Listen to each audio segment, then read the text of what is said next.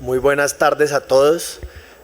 Prometo no extenderme, ya sé que yo soy el principal enemigo entre ustedes y el almuerzo, y en ese orden de ideas voy a tratar de llevar una vieja frase que dice que lo bueno si corto dos veces bueno. Entonces voy a tratar de verdad de ser muy breve, entre otras cosas porque los últimos slides, en realidad esta presentación la preparamos mucho con mi equipo de químicos farmacéuticos para traer ejemplos que obviamente ustedes van a entender mucho mejor que yo solamente viéndolos que yo explicando.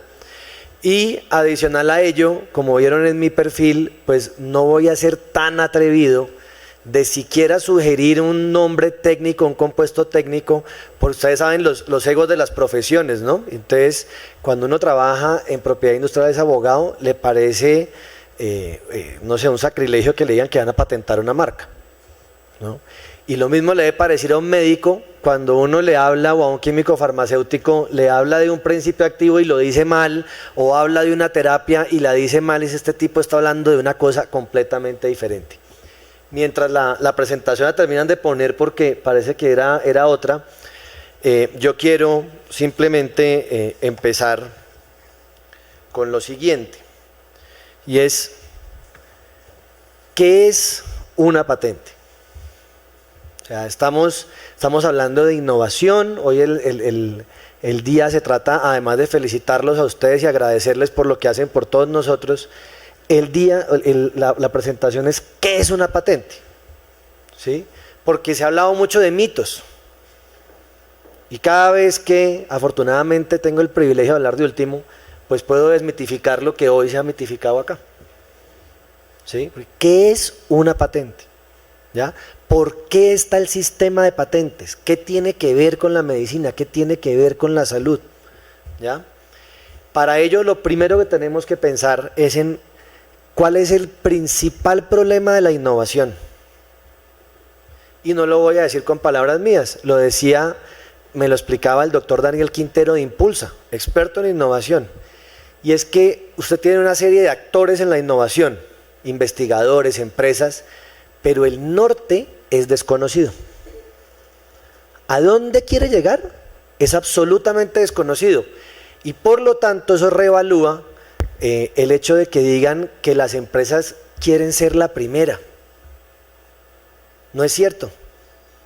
No es cierto que una empresa quiera ser la primera, porque para una empresa ser la primera le cuesta 10, 30, 50 veces más ser la primera que lo que le cuesta a un segundo y a un tercero poner el mismo producto de ese primero.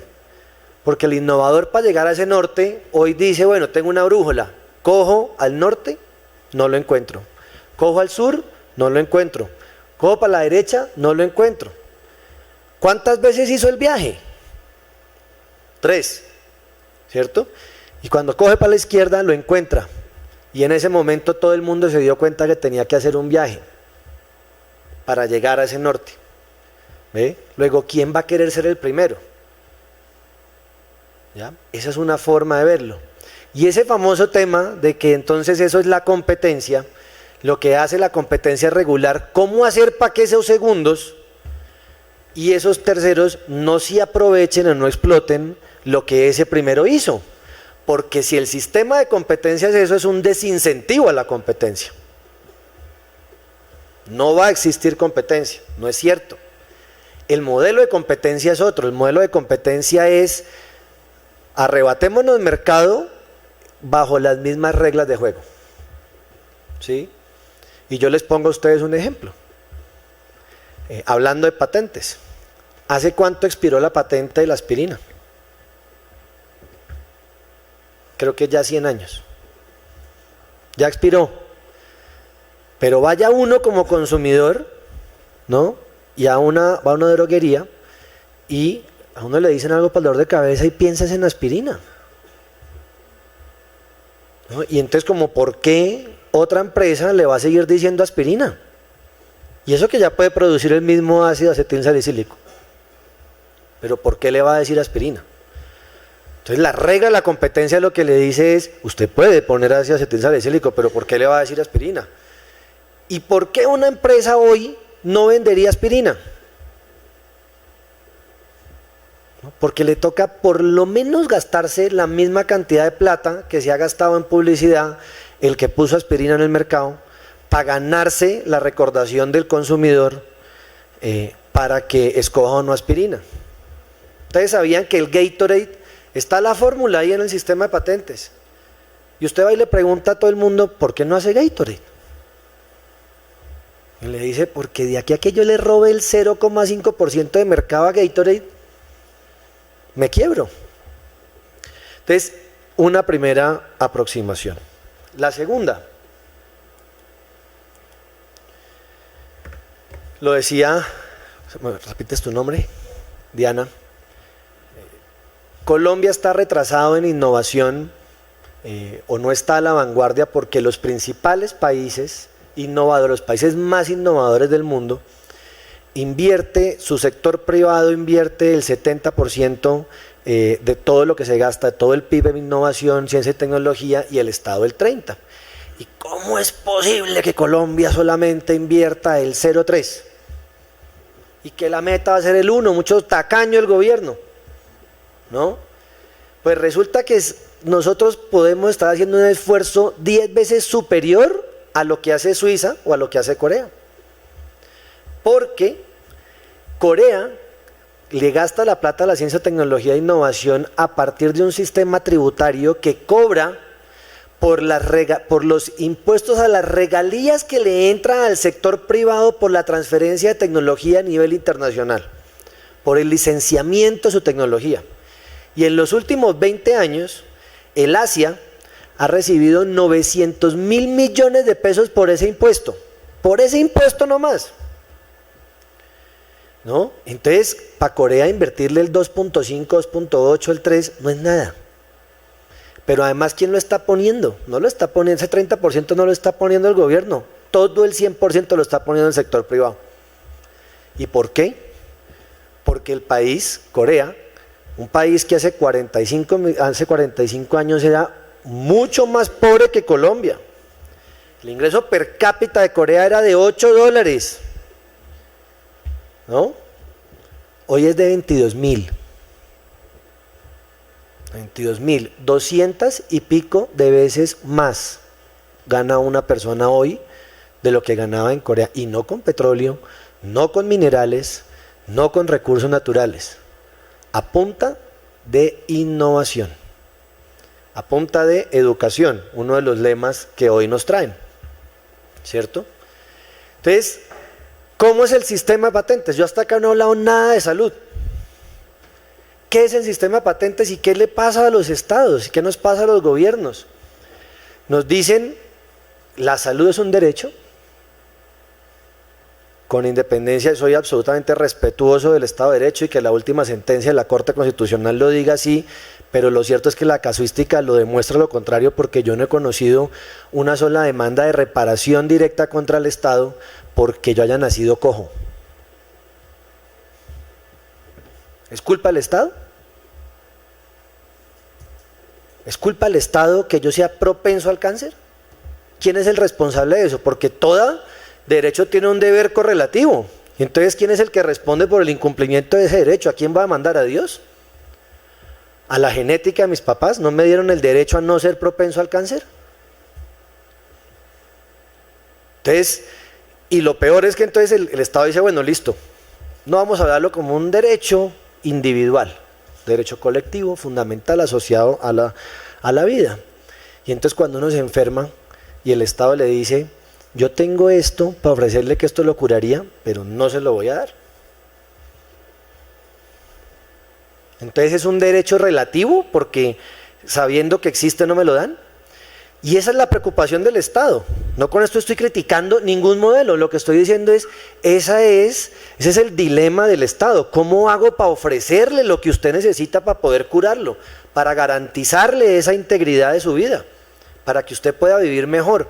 Pero no hay Estado que tenga toda la plata, la doctora Claudia nos lo decía, ni siquiera Estados Unidos, ni siquiera Dubái puede dedicarse a que toda la plata vaya ni a la salud, ni a que toda la plata vaya a a cualquier otro, digamos, tema de innovación, pero sí es un interés del Estado de que el conocimiento se difunda, de que a partir de que el conocimiento se difunda tenemos más conocimiento.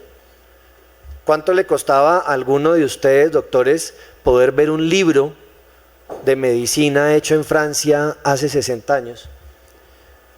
¿Y cuánto si es que hoy lo compran? Porque hoy lo ven por internet y les llega el lanzamiento del libro. Al otro día, en el mejor de los casos, el mismo día que se lanza. Entonces, el contrato social de la patente es un contrato social. No piensen en ello en un tema comercial, no es un tema comercial, es un contrato social, es un sistema de incentivo en el que el Estado dice, yo no tengo plata para producir esos bienes, no la tengo toda, pero el sector privado, no le, ay, ¿usted quiere que yo se la ponga? Como a cuento de que lo que a mí me hace competitivo, ¿sí?, se lo tengo que dar a los demás. Como a cuento de que la nota, el 5 que yo voy a sacar en mi examen por haber estudiado y haber hecho la tarea, se lo tiene que ganar el que no estudió. ¿Por qué? Y todavía, para que lo miremos aún así, puede que el que no haya estudiado no le pongan 5, le pongan 3.3. ¿Eso no es mayor utilidad que el que sacó 5? Pasó, le van a dar el título de médico y va a ir a matar un pocotón de pacientes. Entonces, el particular le dice, ¿a cambio de qué? Incentíveme, dígame qué me va a dar, contra que yo le revele la información que yo tengo. Entonces el Estado le dice, le doy exclusividad por un periodo de tiempo determinado para que usted logre recuperar la información, la inversión, perdón. A cambio, obviamente, no es de que usted venga y me diga se inventó el agua tibia, sino de que usted lo que tenga sea una solución a un problema técnico, ¿sí? Y eso es lo que las oficinas de patente miran, y es lo que las oficinas de patente deben mirar. Las oficinas de patente tienen que ser apolíticas, completamente apolíticas, porque el problema de la política y el problema de la investigación y el principal enemigo de un investigador, ¿sí?, es aquel que no teniendo ni idea de investigar, ni idea de producir ese producto, ¿sí?, ni idea de qué tan difícil es entrar a un mercado y ganarse un cliente, ¿sí?, le diga, ah, no, eso no es novedoso. ¿Eso para qué? ¿No? Ustedes, imaginen ustedes 8 años, 9 años, 10 años investigando algo y llegan a su oficina de transferencia de resultados de investigación y le diga un abogado, ¿no? ¿Y eso como para qué? Eso no tiene gracia. Entra en cólera. Entonces, le dice, siempre y cuando sea una solución a un problema técnico. ¿Y qué es una solución a un problema técnico? ¿Cómo lo mira la superintendencia? ¿Cómo lo mira la oficina de patentes? Fácil, dice, bueno, ¿cuál es el estado de la técnica? ¿Sí? La metodología que utiliza es mirar el estado de la técnica. Advertir que de manera clara y precisa le hayan dicho cuál es el problema a solucionar. Que el problema mediato sea la paz mundial es irrelevante. Que el problema mediato sea cierta cantidad de curaciones es irrelevante. Es el problema técnico identificado. Y si su invención representa una solución a ese problema técnico, un problema técnico, no es un problema de precio, es un problema técnico. Entonces, ya más adelante les voy a mostrar, lo que se mira es que si una persona medianamente versada en la materia hubiera tenido o no hubiera tenido que hacer todo ese proceso investigativo para llegar a esa misma solución, no a otra, a esa misma solución, sin necesidad de investigación. Porque el estado de la técnica, la literatura, los demás documentos de patentes ya se lo decían. ¿Sí? Se lo mostraban de manera evidente, ¿ya? Entonces el problema puede ser cualquiera y además el problema puede tener varias soluciones. Ustedes ven discusiones en el mundo tecnológico. El mundo tecnológico es probablemente uno de los causantes también de que tanto mito se crea alrededor de la patente. Pero en el mundo tecnológico de la electrónica, usted encuentra 14 soluciones diferentes a un mismo problema y cada una distinta. Luego cada una podría llegar a tener patente. Y por eso, mientras por un lado se dice que las patentes son monopolios, por el otro lado quien sí entiende de economía dice no. Porque la patente en realidad son competencias por proveer y ganar un mercado con base en el mejor producto. Tanto así, ustedes mismos lo saben, doctores, que hablan de alternativas terapéuticas con productos distintos. Yo el máximo ejemplo que puedo dar es que existe Viagra y existe Cialis. Y los dos tienen patente. ¿Y el problema no es el mismo? Posiblemente. En términos generales sí, pero lo que cada uno solucionó fue diferente. ¿Ve? ¿Entonces es un monopolio? No, están compitiendo. Monopolio es ser el único que puede vender algo, pero aquí están compitiendo. Entonces la idea del sistema de patentes además es poder ofrecerle a los ciudadanos que sean ellos quienes sean el driver de la innovación al consumidor, en la medida que yo como consumidor exija mejores productos de mejor calidad, ¿sí? Incentivo a que la empresa investigue a que me ofrezca mejores productos y de mejor calidad. Y hay empresas que no necesariamente dicen yo quiero tener un costo laboral gigantesco en investigación, pero sé que hay centros de investigación y hay centros educativos, universidades que sí quieren tener gente que se dedique a investigar en lugar de ser, digamos, practicantes de la profesión. Entonces también incentivan otro nivel de competencia, la competencia o el mercado de la investigación, ¿no?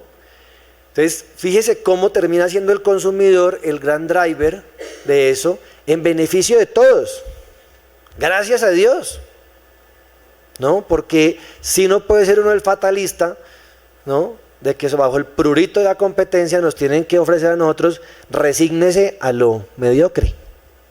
Eso era una política de hace 80 años. Hoy en día el consumidor es el que demanda. Entonces, esa es la solución al problema técnico. Así se analiza. Así lo hace la superintendencia, así lo hace el 99.5% de las oficinas de propiedad industrial del mundo. Ahora, ¿qué es lo que ocurre? ¿En dónde está la patente en todo el ciclo de innovación? Para que uno mire si en realidad el problema del precio de un medicamento es la patente. Esta es una diapositiva que tal vez todos ustedes hayan visto, esta, otra versión de esta, la misma, pero que le termina diciendo cuál es el ciclo en la investigación para poner un producto farmacéutico en el mercado. Y entonces en donde está la patente viene siendo acá, después de el aislamiento de la molécula, más o menos a los 2 años y medio de ese inicio de la etapa de investigación se presenta la primera solicitud de patente, ¿sí? Que tenga que ver con esa molécula. Y de ahí vienen las etapas que ustedes ya saben, los ensayos in vitro, después empiezan todas las fases de estudios preclínicos, los estudios en animales, preclínicos, clínicos, fase 1, fase 2, fase 3. Y para propósitos tal vez de soportar esto, porque me dicen, pero es que eso es lo que presentan las casas farmacéuticas, y es lo que le dicen, y se gastan todo eso, y todo eso es mentira. A mí eso me tiene sin cuidado, no sé si sea mentira o no. Hicimos un estudio en la superintendencia en el que encontramos lo siguiente. En el año 2014, nosotros de 750 solicitudes de patentes relacionadas con productos farmacéuticos que nos presentaron, concedimos 250, el 35%. Que quede claro, el 35%. Y un paréntesis.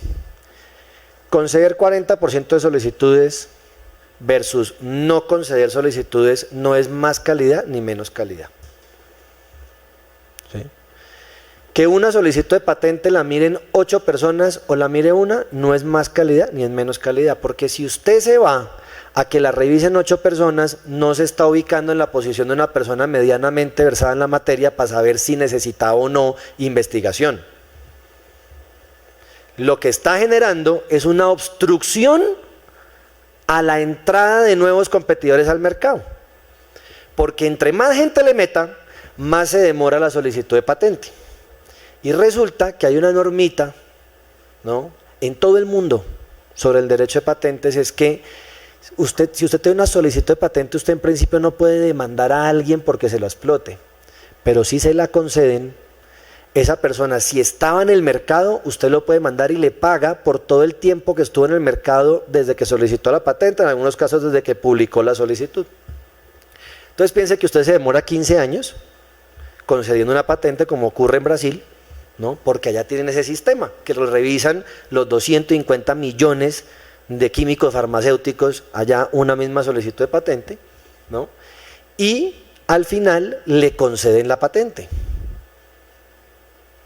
Entonces, los que produjeron ese medicamento, creyendo que no se le iban a conceder, le van a tener que pagar los perjuicios por esos 15 años. ¿Ya? Entonces, mire, precio. Posiblemente ese, si lo hizo, ese tercero, le está metiendo al mercado un valorcito adicional en el producto, previendo contingencias de demanda. ¿Sí o no? 2, va a tener el otro que pagar la indemnización. Y 3, hay toda una serie de terceros que dijeron, no entro con ese producto al mercado porque posiblemente le concedan la patente. Entonces, 15 años de incertidumbre. En cambio, si usted la concede en 3 años, 2 años y medio, y le hace un análisis juicioso, como el que hace la superintendencia, ¿sí?, hay certeza en el mercado. Entonces, no se trata de que la solicitud la estudie un PhD para ver si un PhD hubiera llegado a la misma solución. ¿Qué hicimos en la superintendencia? Miramos las que concedimos, 35%, 250. ¿Cuáles de esas podrían eventualmente llegar al mercado colombiano? Y bajo las normas del INVIMA de estudios previos en otros países, en otras autoridades sanitarias, haciendo una ecuación que no soy yo el que la va a explicar, se muestra lo siguiente. Acá tiene la fecha de primera presentación de patente en el mundo de todos estos 8 medicamentos, ¿no? Estos fueron los únicos que nosotros encontramos que en efecto estaban tratando de llegar al mercado en alguna parte del mundo.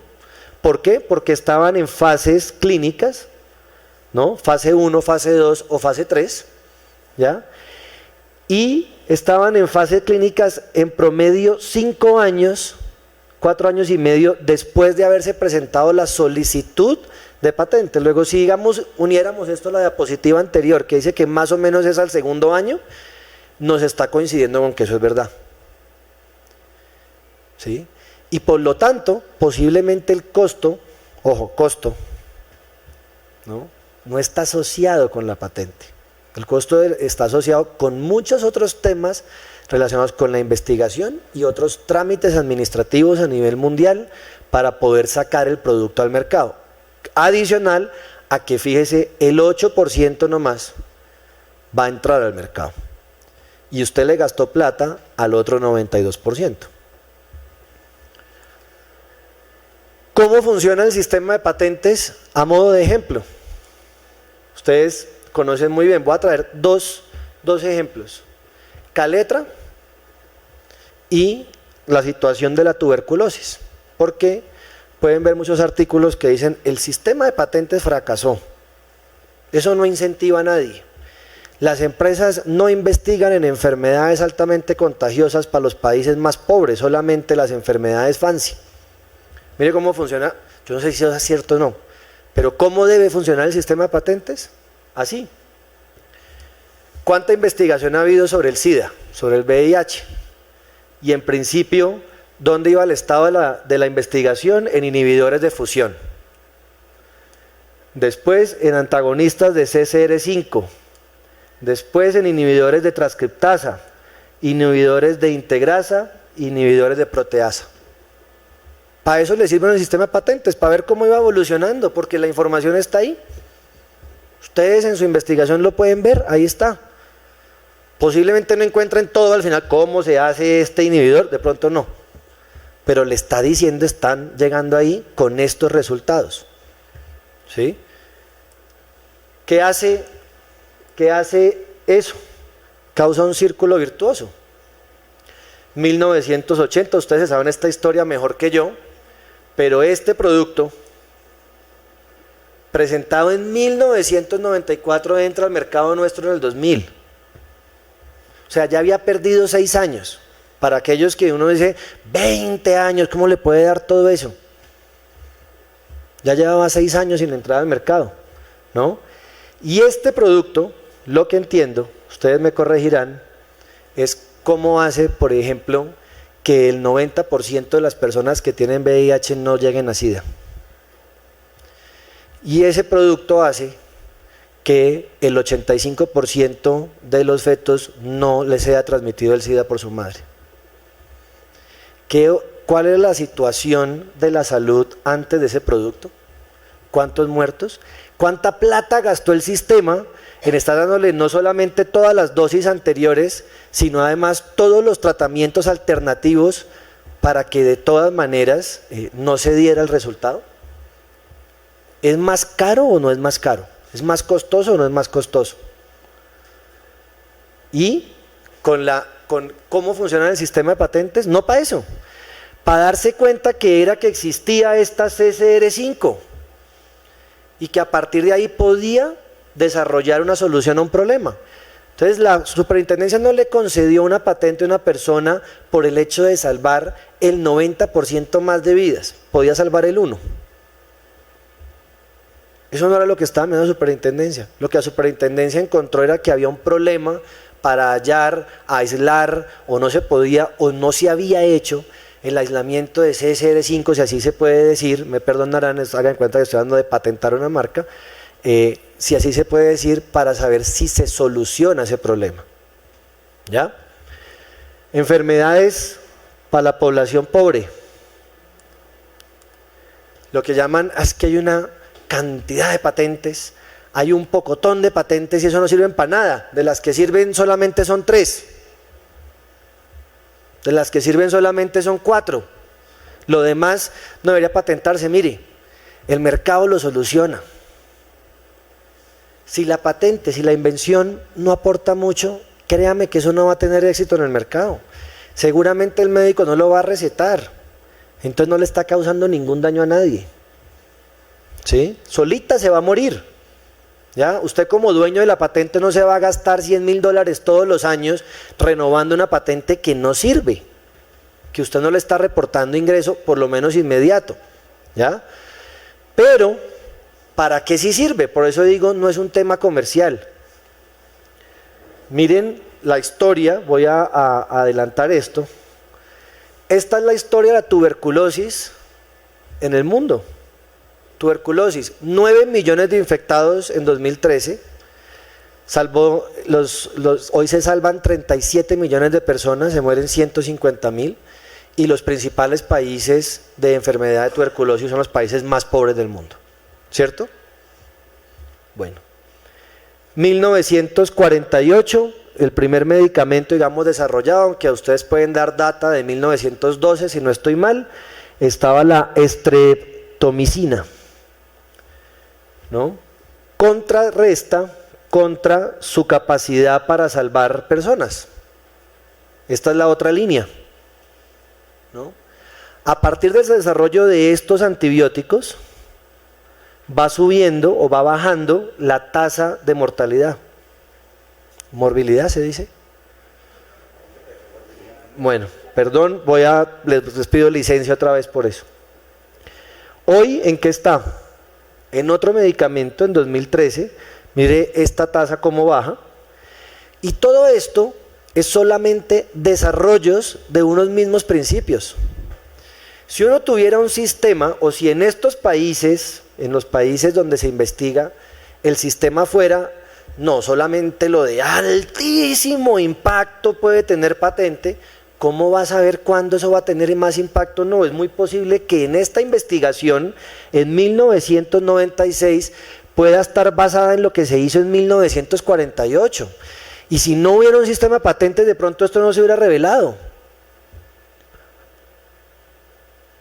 Entonces es un tema de círculo virtuoso, ¿no?